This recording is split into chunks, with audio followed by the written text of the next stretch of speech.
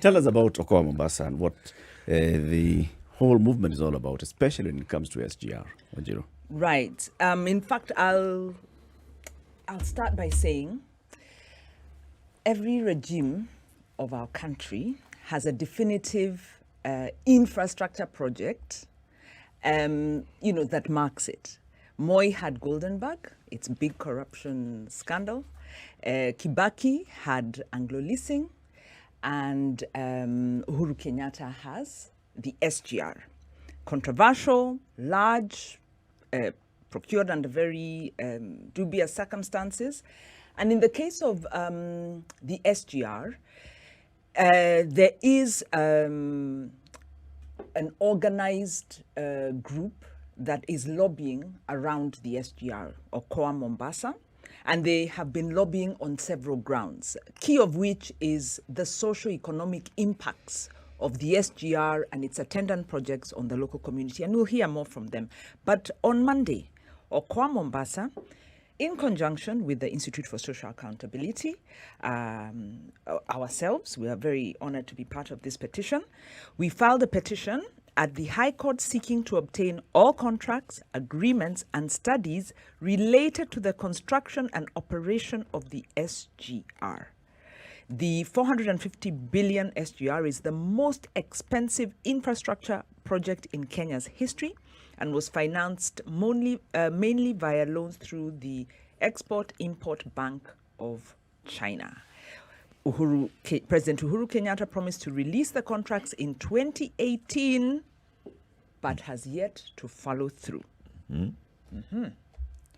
So what you're seeking and what the campaigners have been seeking is information relating to this infrastructural development, the contracts, the agreements. So what did you promise? How are we going to be paying back? What's the collateral? What happens if we default? All those. That's the information that you're seeking. Plus now the socio-economical impact that have been done. Are you telling me that none of this information has ever been released, even starting from the ESIA before the project commenced? Yeah, that's a good point. And I think Khelef Khalifa will be in a better position to speak to that. But that's exactly the point. Because this is a bilateral agreement, the government has proceeded on the basis that these agreements are confidential. They are party to the negotiations between countries and therefore have not been released in the public domain. So approvals were made by cabinet. Questions were raised in Parliament, but despite any questions Parliament may have raised, despite any challenge issues that the court may have raised, yes, the contracts aren't available. But it's not just the SGR. Even as we go on, we've floated a new bond, issued a new bond, the Euro bond. Similarly, those contracts aren't available.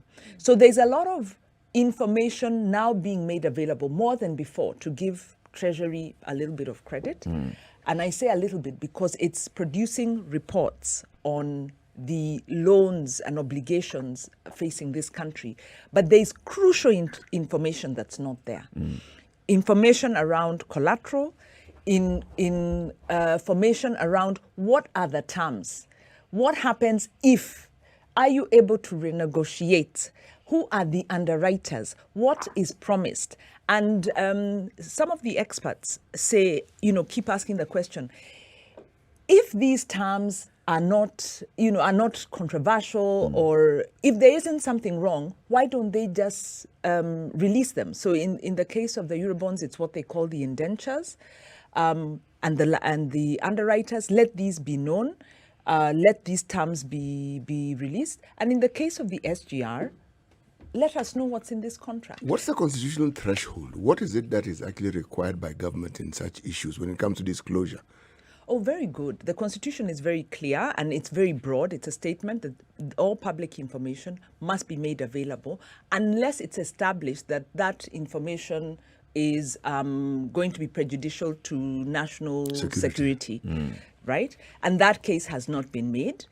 Then the other law that comes into effect is the public procurement law, which requires all these documents to be made available. Further to that, apart from the access, and then there's the access to information law, which also requires now this environmental impact assessment, all the supporting documentation. So not only do we have a constitutional standard, we have an access to information law, and we have a public procurement law that requires these documents to be made available. And the reason for this is, how can you oversight what you don't know? The devil is in the details. So what is now known is the total figure, the dates of the repayments and when they are due. But there are other details in there that we need to know. And the concern is what, there's a very good documentary produced by Africa Uncensored. They partnered with Okoa Mombasa and last year produced excellent video. And they talked about overlord terms. China is operating in Africa using overlord terms. So they come in as an overlord, where you get into a contract. The arbitration can only be done in China. Under Chinese law. Under Chinese law. The terms are beneficial to the Chinese. So it's a very extractive contract. And then those contracts are confidential. China doesn't do this everywhere in the world, but it's doing this in Africa. So you actually go back to what does slavery look like in modern day times? Yes. What is it? Looks like. Yeah, because slavery is about power. Yep. It's about a misalignment of power and an abuse of power. It's when our sovereignty means nil surrounding a particular contract. But do they insist that we must have this business with them on those contracts? Or is it that our leaders accept these terms? Is it our weak negotiation? Even during slavery, there were the enablers. They had to be the conduits. And the people were sitting pawns. So it's a new form of colonization. Yes. Because it impedes our, today we are talking about taxing, okay, we're not going to tax ugali, we're going to increase taxation to airtime and Kenya's general living. And probably we'll come back to bread. But the reason for these domestic taxes, and we've said here, we are not able to push back against government because government's already signed the contract. But do we have alternatives? Let me just say why I'm asking, because here we are pointing a finger at China. They're doing what is in their best interest. And I'm thinking, the West that we speak of, since when did they do things that were in our interest? Such contracts are not unique to these ones by China, right? Exactly. They have happened even with other countries. Yes. Other countries who've come in as development partners as well. Yes. So they're happening as we speak. The difference maybe with the multilaterals is there's a Paris Agreement.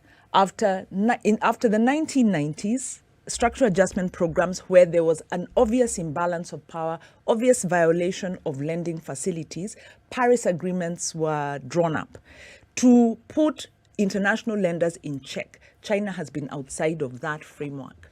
Commercial lenders are outside of that framework, and they are therefore abusing international lending practices. But the alternative that they provide is against a backdrop of what was available before and terms which people may have considered unacceptable. So they have options which, as you're saying, appear to be draconian and isn't in their interest, but it's against that backdrop, because when the options were available, why would I move to something that isn't beneficial to me? Why? Exactly. And the reason is because if we look at the other lenders, whether it's IMF, the tag that IMF, World Bank have also had is that they lean towards some of the Western countries, and that their thinking supports the thinking and the power structure of the Western countries. So, you see, it's a debate that's ongoing, and there is evidence to lend to that particular way of thinking. I would draw a line or a separation between multilateral lending that is governed by the Paris kind of accord and has standards which you can litigate on, and you'll find those projects, those contracts are available locally. The ones that are giving us problems are the commercial. It's the Eurobonds, it's the syndicated loans, and it's the bilaterals. So those ones are actually our major debt problem is there.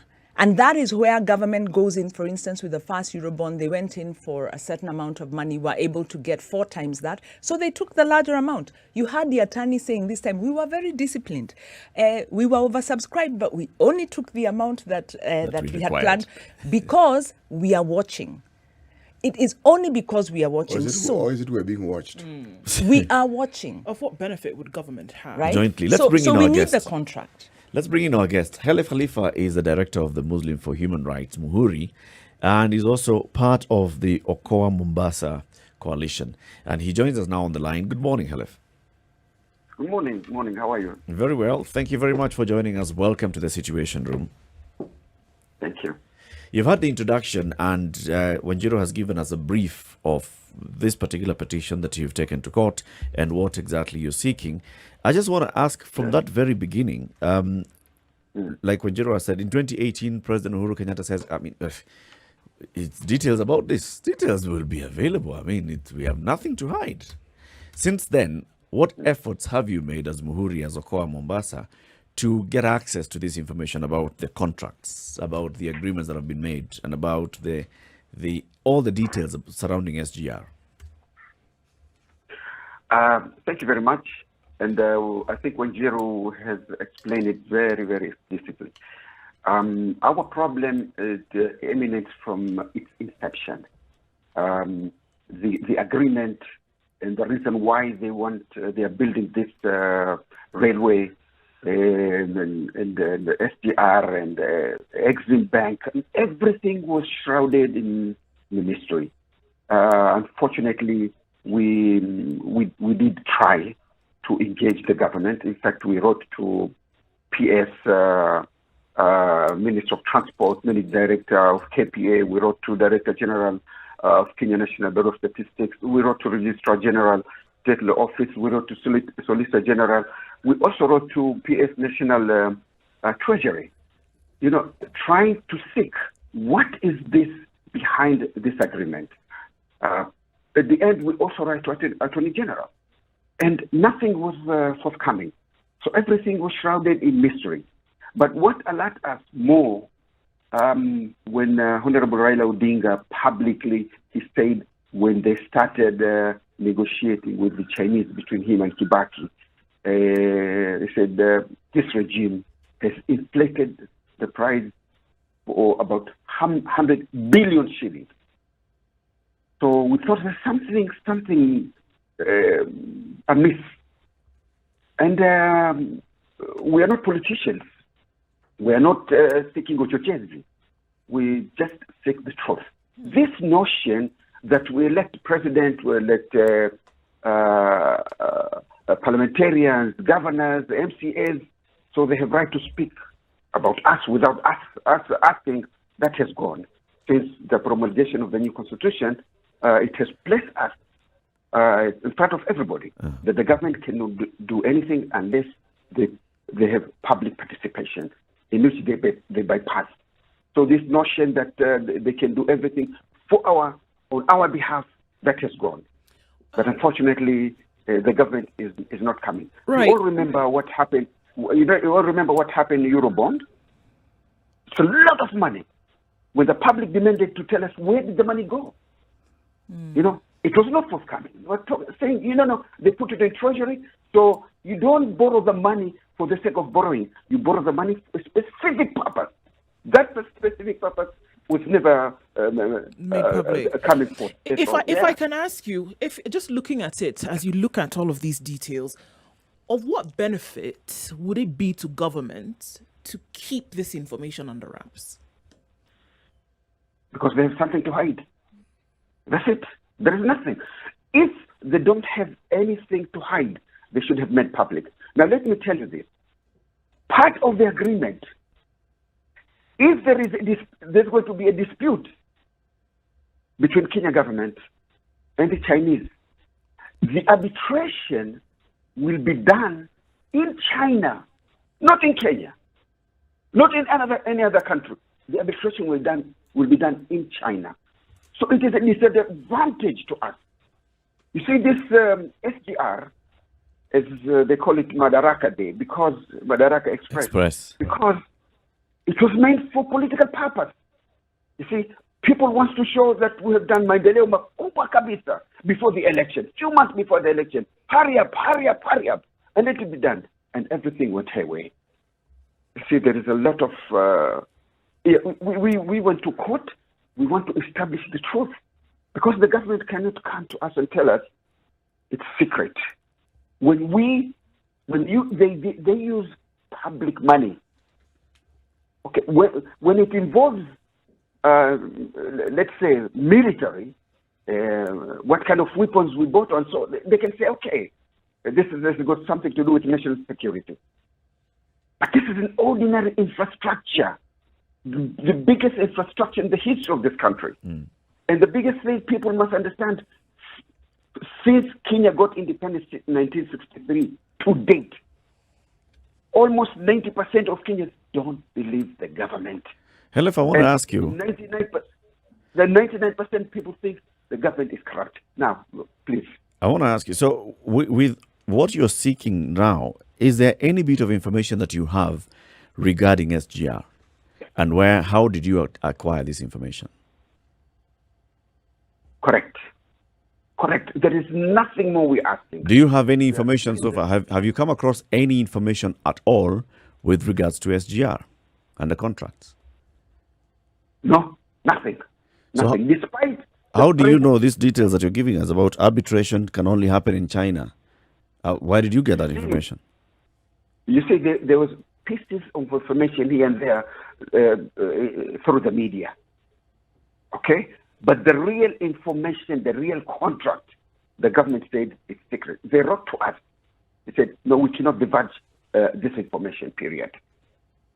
So the pieces here and there, we just get it from the media. Government does release information, but they are selective on what they share. So you'll get the amounts. And increasingly what Treasury now has put into the budget, into the debt strategy and into the annual debt report is they'll give now, they're giving the interest rates, they're giving the repayment period. They weren't giving those some 2-3 years back. But with increased pressure, they are giving more information. But still, we don't know the clauses. We don't know the penalties. We don't know if there is some hidden promises because the details are in the contracts. Now, I'll give you an example just to support what Khalid is saying. With the Eurobond, because the question, of course, came up, if you go on to the other country financial platforms, or even if you go onto the international Bloomberg platform, you will get information about the prospectuses, about the contracts and the terms of those contracts on their terminals. So that you wonder if countries, for instance, Argentina had challenges, Lebanon is also having some challenges with the Eurobond, but those contracts are available because they then run into trouble with the international creditors when they're not able to pay. The problem is when you're not able to pay, what are the strict restrictions on the country? That should be in the contract because we then know and Parliament also can oversight. There's another aspect there are two other aspects I think that come out. If we know those restrictions and those restrictions are unconstitutional under the law of Kenya, we will do what Mozambique did. We will go to court and say when these guys negotiated, they violated the law. So that contract actually can be nullified, right? And then, of course, the last thing is, if we have the contract, we can stop the gravy train that inflated SGR 4 times from the original cost that it was, because that's the thing. SGR was inflated 4 times. Our SGR is 472 kilometers. Ethiopia's is 756 kilometers, kilometers. But then in cost, they are comparative. So theirs is twice as long, ours, and theirs is 3.4B. Ours is 3.2B. So Arguments have been made. Ethiopia did not buy land. Ethiopia does not have the bridges and all those things. But I want to ask a different question. I get the issue of Overinflation. accessing the contract. Okay, and when I started by asking, what information do you have presently, so that then we know this is the information that's available that the government has released so far, and this is the information that the government has not released so far specifically. the contract. And then you can also then tell us of the other bilateral agreements and projects that have been carried out in this country. Give us comparatively. Kenya, for example, signed a bilateral agreement for this specific project with this country, and that information is available, or that information is not available. So why focus on this particular bilateral agreement on this particular project? So those two questions. But let's start with the first one. How much information do you have so far? There's information in the budget documents, and we've talked about the debt register here. Really, that's where the information should be. Yeah. But it isn't. It isn't. There's information about this is the quantum, this is the creditor, this is the year it's due, interest rates. At least that is there now. The debt register hadn't been updated for some 4 years until there was some pressure. Actually, when we began talking to IMF, they then had to quickly update it, and it's 2 years. I think the latest date is 2018, right? So we have a debt register. We have an annual debt report. We've got the estimates. We've got the audit reports, because properly speaking, all indentures, these kind of restrictions, should be reported by the agency, the MDA, the agency that procures the loan, should, at the end of the financial year, report that. This information should be in the Auditor General's report.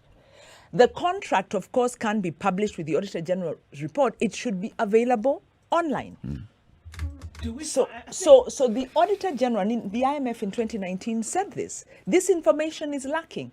Actually, under our new IMF agreement, the details are supposed to now be published in the Auditor General report, because there is a gap. So one, we are not meeting the reporting standards we have set for ourselves. And is this, I have to stop you there. Is this across board, or is this specifically with the SGR? Across board, with any kind With of all agreements that are bilateral done and by multilateral government. agreements. Government, bilateral, multilateral. Do we see that this is habitual? That there is not enough or any information concerning the agreements that are made? Answer is Or is it simple. this specific one with the SGR? It's not specific to the SGR. It is across the commercial. And it might not be all the commercial, we'd have to check, but broadly it's against the commercial borrowing. And China, bilateral, for all intents and purposes, is behaving like commercial borrowing, because I've told you it's not bound by Paris, the Paris Accord. However, when it comes to the multilaterals, they themselves proactively disclose. So the government of Kenya may not post this information, but the World Bank will then put it up. Will put it out there.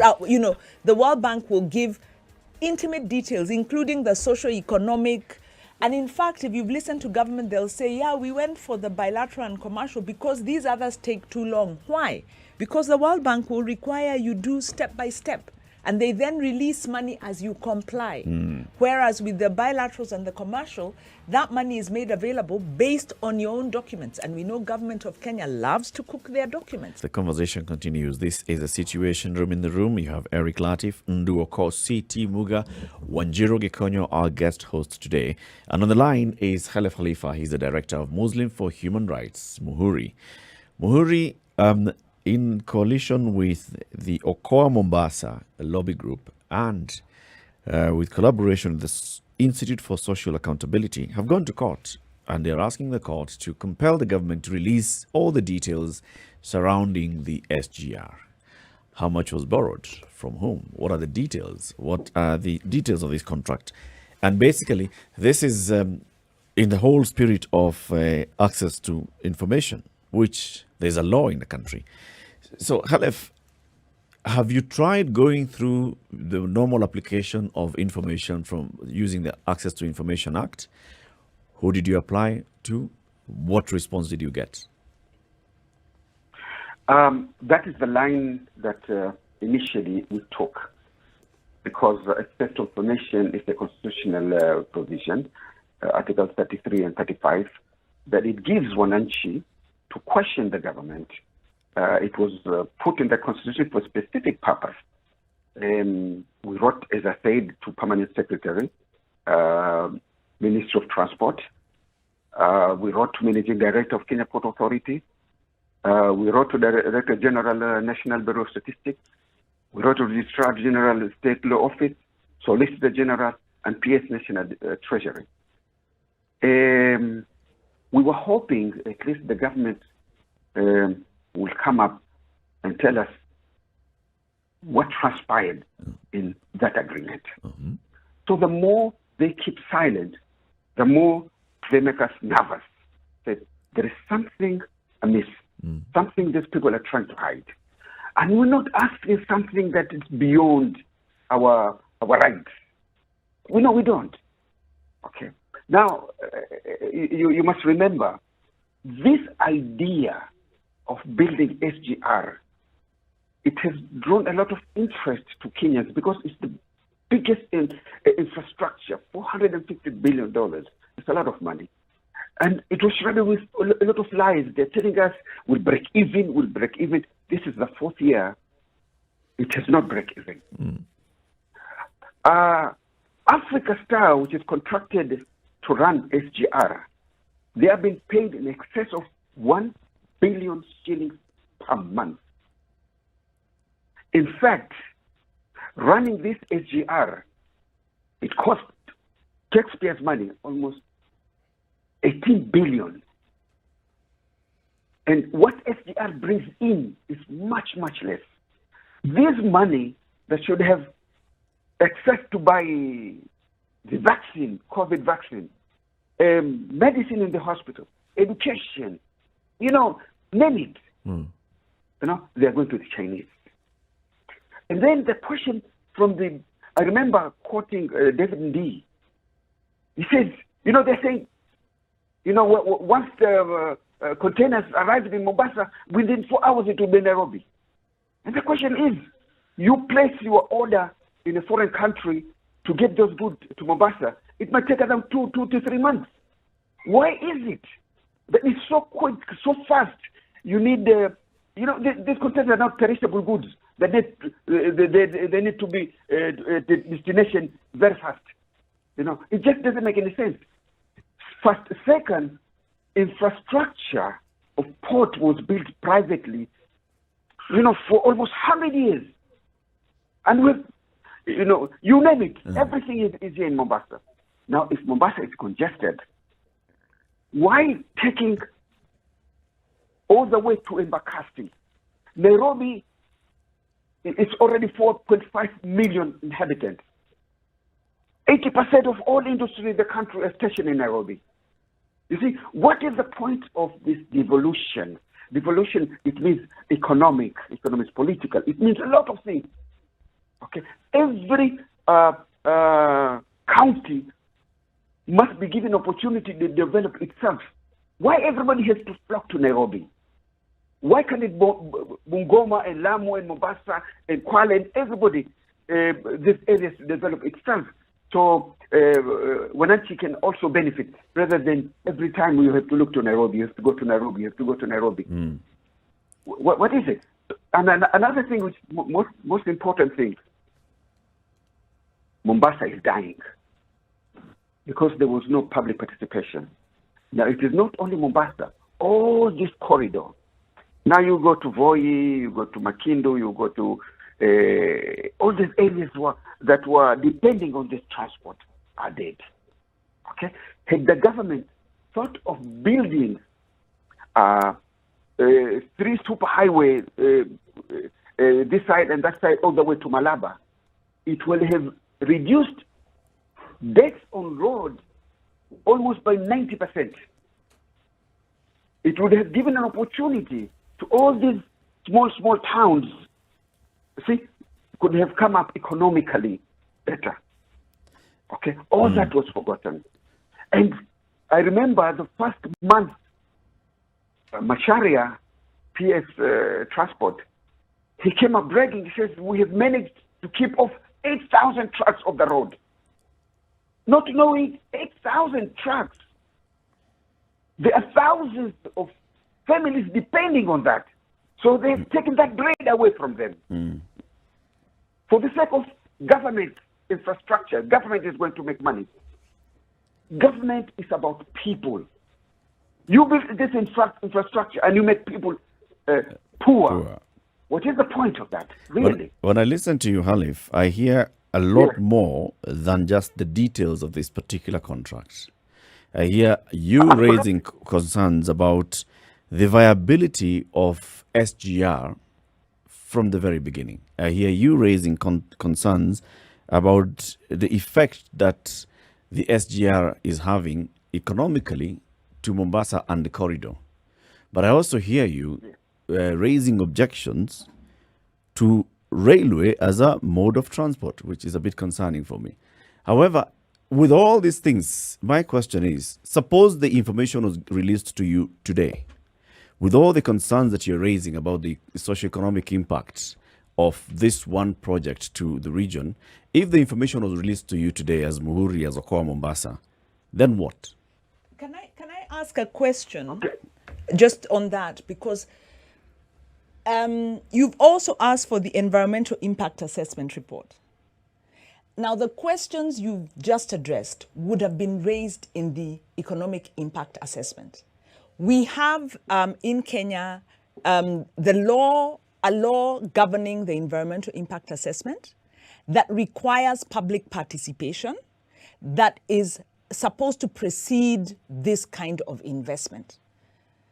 So if that report exists and it's released, then I think it will be important to see where did government assess the number of jobs that will be lost, the mitigation factors that will be necessary, because environmental impact assessment will say, if we do this, this population will be affected. We must therefore take the following measures. So if we get that report, we will see what it said.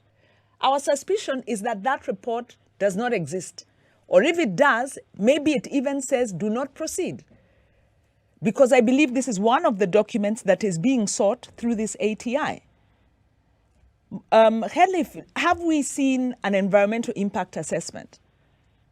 No, we haven't seen that one.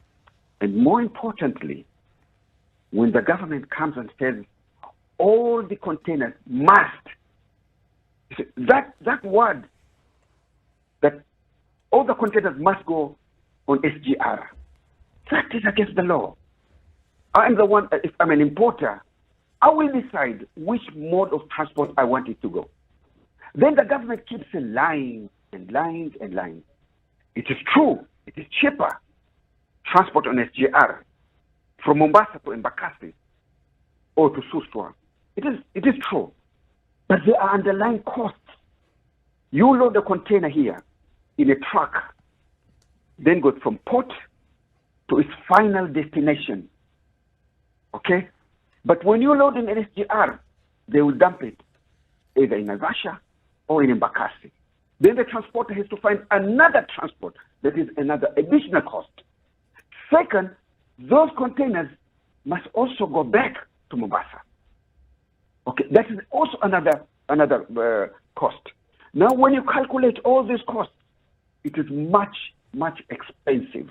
Khelef, let me ask you a question, if I may. Given the number on the subject of containers, is the SGR in a position to actually transport the volume of containers that come to the port of Mombasa on a daily, monthly, yearly basis? Are they able to actually transport them all? No, they are not.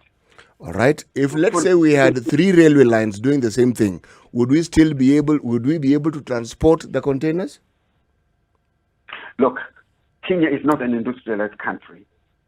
Take any industrial country in the world, Japan, America, Europe, they have vast railway Networks. infrastructure, networks, but they don't buy trucks from operating, and trucks they're operating into thousands or millions. But this government was trying to completely kill. And another thing, you know, Mombasa has no economy other than port. We have no agriculture. We have nothing. We depend on this port. And if Mombasa dies because of port, the Coast Province also will be affected. Okay. So taking the economy from one region to the other, we said that is not fair. More so, had there been public participation, probably the government would have known that people are against. And we're not against SGR, by the way. We're not. But we want commercially decisions to be taken, not force people. You know, it will come a time we wonder why government is not telling Kenyans, don't fly with any other airlines. You fly Kenya Airways because this is national interest. Why they don't do that? So this is our problem. Khelef, there's Okoa Mombasa. I've been thinking about this.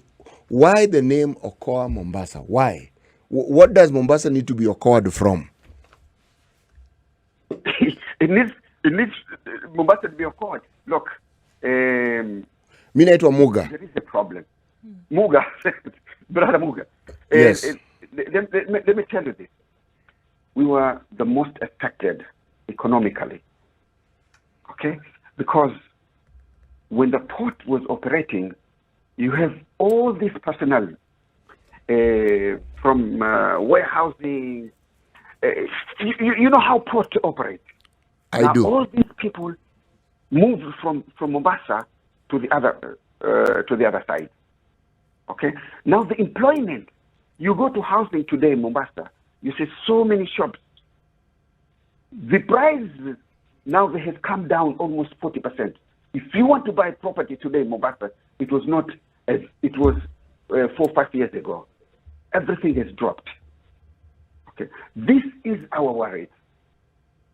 You should not raise economy of the government by squeezing other part of the country down. Right. And what we want is just truth.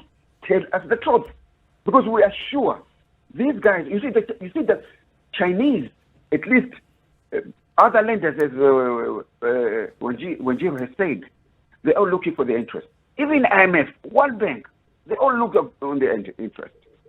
Okay, but at least they have got their laws. Sometimes they're back with human rights violations, but Chinese don't give a damn. Even if we kill each other today, you know, government kills 100 people or 10,000 people, Chinese will still doing business with Kenya government without even giving a question, and that is our. And why should we impose by Chinese laws? Okay, how? Arbitration in China? I want to go back to my question. I will come back to this one of arbitration. I want to go back to my question. So first of all, I think it would be an assumption, and I think I have a belief that it would be a fallacious assumption to assume that this project commenced without an environmental and social impact assessment. Our records show that it did. That Our there was no records show that ESIA. It's not in the public domain. That doesn't mean that it didn't happen. The World Bank's assessment showed that, yeah, it doesn't mean it didn't happen. So let them produce it. And if it was done, it didn't follow procedure because there's no evidence of the public participation meetings on the ground. Okay. In other words, this project was taken from the Vision 2030, put into the MTP2, and in the process it changed because Vision 2030 proposed to rehabilitate the existing railway line, which was going to be a fraction of the cost, and which the World Bank then argued this is sustainable because we don't have the volume of traffic to build a new railway line. And they gave examples of countries like Brazil that are using a rehabilitated line. So number one, the cost and the viability and the returns, let alone the project that was then put into the MTP2 that then sought to even build this inland container depot, that then sought to build a new railway line. Okay, hold on. Let's just stick with the question first, The so that we can respond to it. About Environmental social impact assessment. Evidence is, in fact, that they signed the contract before cabinet approved. Had approved an ESIA. No, had approved The project. The project. So ESIA, hakukuwa na time. ESIA has, listen, So you have my to question, understand can I ask that the question the law provides restrictions. ESIA process is an oversight mechanism inbuilt. So ESIA does not work well with budgeted corruption. This is what we are trying to say in so Eric, many you want to ask words. your question? Yes. Ask your question. So, now since you seem to be aware to have the information that there is no ESIA, and you seem to have the information about the origin of the project, you seem to have a lot of information about the project. Suppose the court grants the order today, and you get all the information that you seek today, then what is the plan going forward? What do you want to do with this information in hand, Khelef? I think many people will go to jail. I have no doubt about it. And the biggest reason why these people are keeping this information in their chest, even after the president himself ordered that we release that agreement, but he couldn't. Kwa sababu kuna madhambi mengi sana kwa hii. People will go to jail. I'm telling you. That's why they don't release. So are you saying that once you get this information, then you go through it, then you start criminal proceedings? Is that the agenda? What is the agenda? That's what I'm asking. I'm telling you, read my lips. If somebody do economic sabotage against Kenyans, that person belongs to jail. And we'll go after each and every one of them. That isn't, it's a plain and obvious truth. You still haven't answered my question. The plan, once you have been at this since 2018, you have written to all these agencies in government asking for information. You have not received any response from these agencies of government. You have now gone to court, seeking the court to compel these agencies of government to release the information that you... What have you been wanting to do with the information? That is the basic question I'm asking. Or when the information is gotten, will it then be taken to the same agencies who've been reluctant to give you the information in the first place and then ask them to begin proceedings of prosecution? Yeah, what's the game plan? What is it? The accountability process proceeds on this. Number one, there is a law. So the line we are taking is the law. If this law was breached, we must then take the due measures.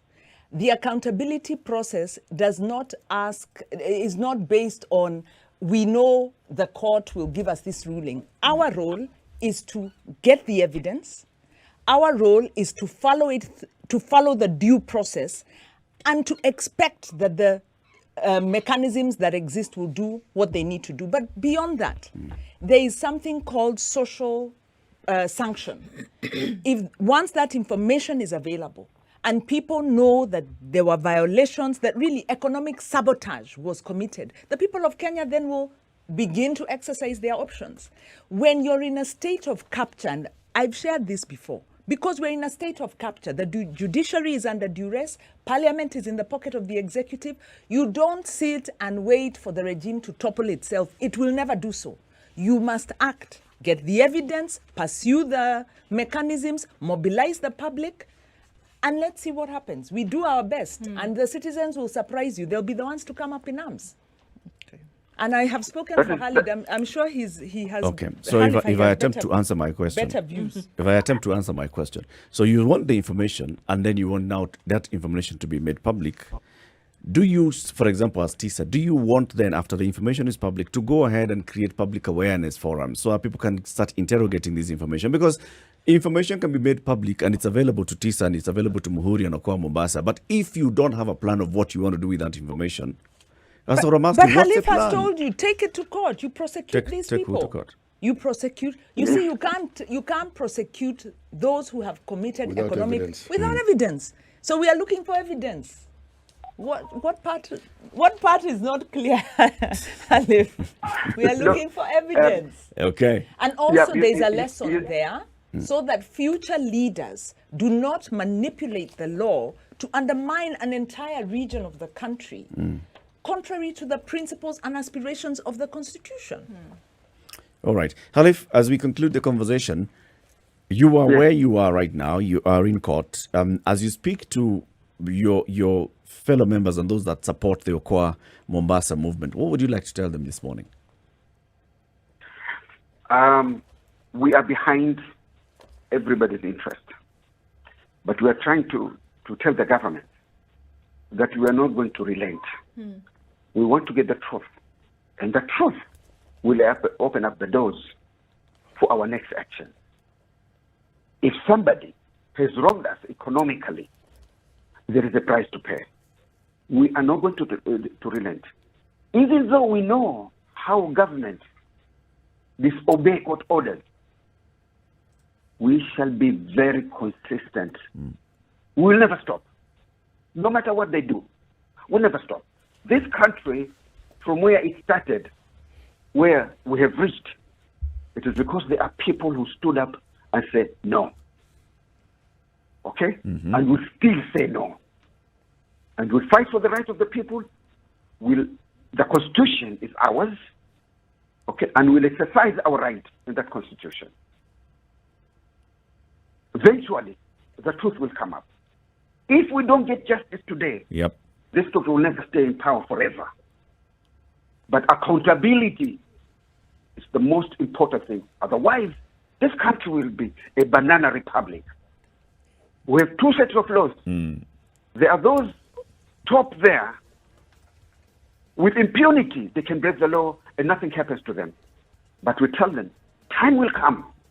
Believe me, time will come. That's very well said. Thank you very much, Khelef Khalifa, and we always support such kind of citizen action. Asante sana. Khelef Khalifa is the director of Muslim for Human Rights. All the best with this particular petition and all other accountability measures that you're taking.